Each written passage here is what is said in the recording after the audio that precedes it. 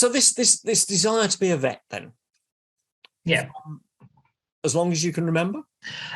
Yeah, I mean, I was never allowed pets as a child. So I grew up in Australia, as I said, and we didn't live anywhere where we were going to be having pets. I wanted a horse, as most people do as well. And I came back and I was, all right, how do I get animals?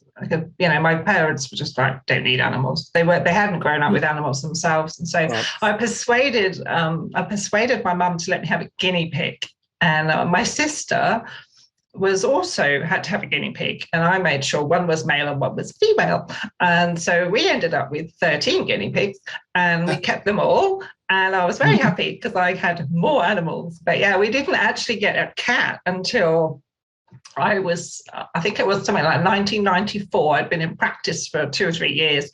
And this poor little kitten came in. It was about 3 weeks old, diarrhea, closed eyes. Someone found it in their garden, apparently. And I took it home, having squared it with my mum, and said to my sister, this cat doesn't belong to us. I'm just bringing it home for some intensive care, and thinking it was, it could have died, poor thing. I mean, it was in a right state. Brought him home, and a week later, he was climbing out of his cat basket and bursting his hot water bottles and things. And I said, oh, he's much, much better, isn't he? And I said, by the way, you can keep him. And that was our first cat. So, all right. Yeah. Wow. Great.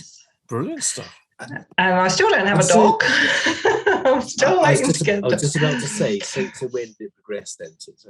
And so you went then from wanting desperately to be a vet to wanting desperately to sit on a coral reef counting starfish. Yes. And then thought, no, sold this for a game of soldiers. Veterinary nursing is what I really want to do. Yeah. Yeah. Yeah. And did you then, but you'd already seen practice at a vet at that time.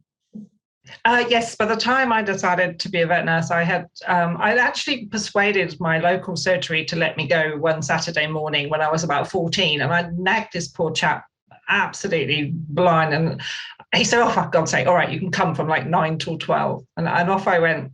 I got to see a post-mortem of a Cavalier King Charles, and I realised gallbladders were green. That was massively exciting. And then we went out to drench a cow that would have milk fever.